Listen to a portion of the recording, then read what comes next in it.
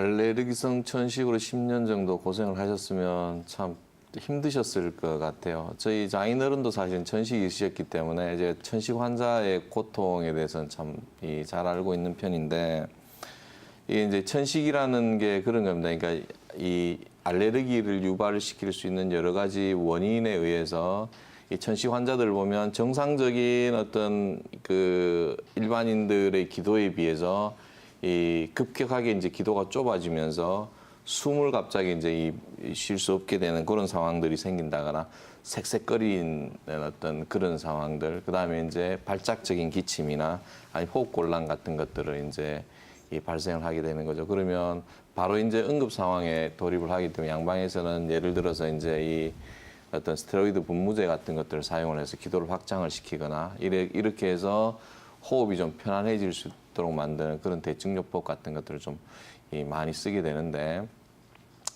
이 천식을 이해를 하려면 이 어떤 이 폐라는 기능에 대해서 좀 이렇게 이해를 하시는 게 굉장히 중요합니다. 이 사람의 인체를 보면 폐는 이 심장을 위에서 이렇게 둘러싸고 있는 그런 조직이죠. 그래서 심장이라는 거는 인체의 어떤 그 엔진과 같은 건데, 이 엔진을 위에서부터 이렇게 식혀주고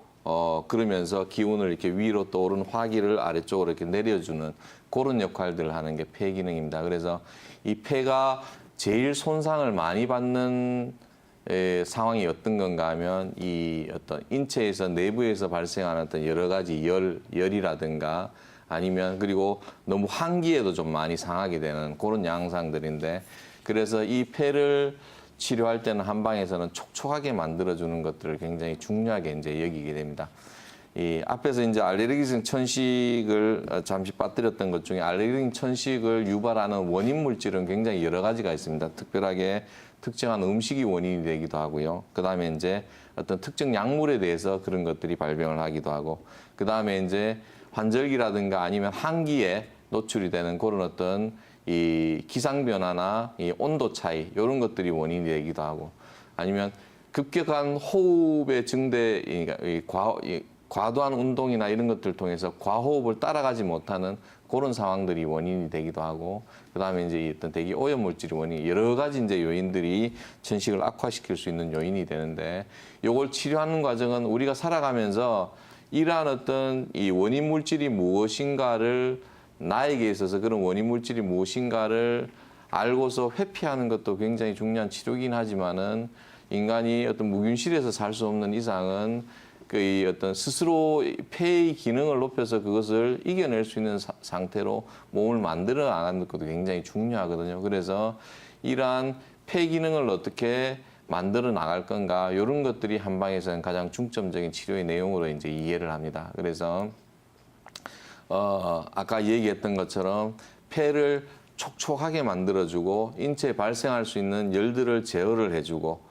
그런 어떤 외부 환경에 대해서 이겨낼 수 있는 어떤 폐 기능을 만들어 나가는 그런 치료들을 하게 되는데,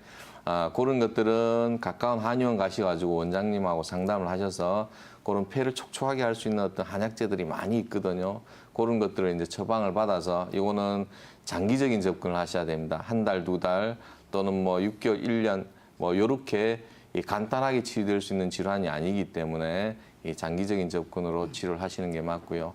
그리고 이제 이게 치료가 만만치 않다 보니까 이 어떤 민간에서 쓰는 그런 어떤 한약재들이나 아니면 차 같은 것들도 이 환자분들이 많이 음용을 하게 되는데, 저는 그런 것을 간단하게 설명을 좀 드리면은, 이 민간에서 대표적으로 쓰는 이런 어떤 천식이나 폐 기능을 도와주는 약재들이 많이 쓰는 것들이 이제 이 수세미즙, 그 다음에 이 배도라지즙, 그 다음에 꿀생강차 이런 것들인데, 이러한 약재들이 전부 이 체질적인 경향성들이 있습니다. 그거는 뭐냐면 체질에 따라서 이러한 어떤 천식이나 이 폐의 상황들을 악화시키는 요인들이 다르기 때문에 그걸 치유하는 방법들도 달라지거든요.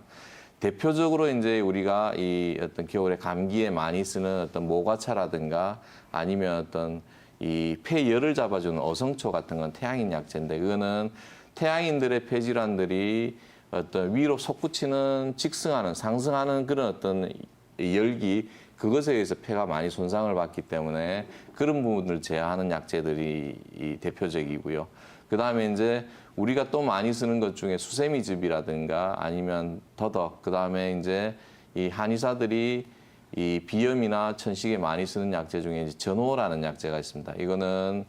이 흉중에 열을 내려주는 그런 약재들로서 소양인들한테 도움이 되는 그런 어떤 천식 약재고요. 그다음에 또 많이 쓰는 배도라지즙 같은 경우에는 이 태음인들한테 많이 쓰는 약재인데 태음인들의 심폐 기능을 도와주는 그런 역할들을 하고 맹문동 오미자 같은 것들도 응용을 하시면 굉장히 도움이 되고요. 그다음에 이제 이 꿀 생강차, 그다음에 이 들깨잎을 닮은 자소엽 같은 것들은 소민들한테 도움이 되는 어떤 천식 약재이기 때문에 본인의 체질을 아신다면은 이 전문가의 도움을 받아가지고 이런 것들을 장기적으로 복용을 해보는 것도 이러한 스스로 이 천식을 극복할 수 있는 그런 방법이 될 수 있을 것 같습니다.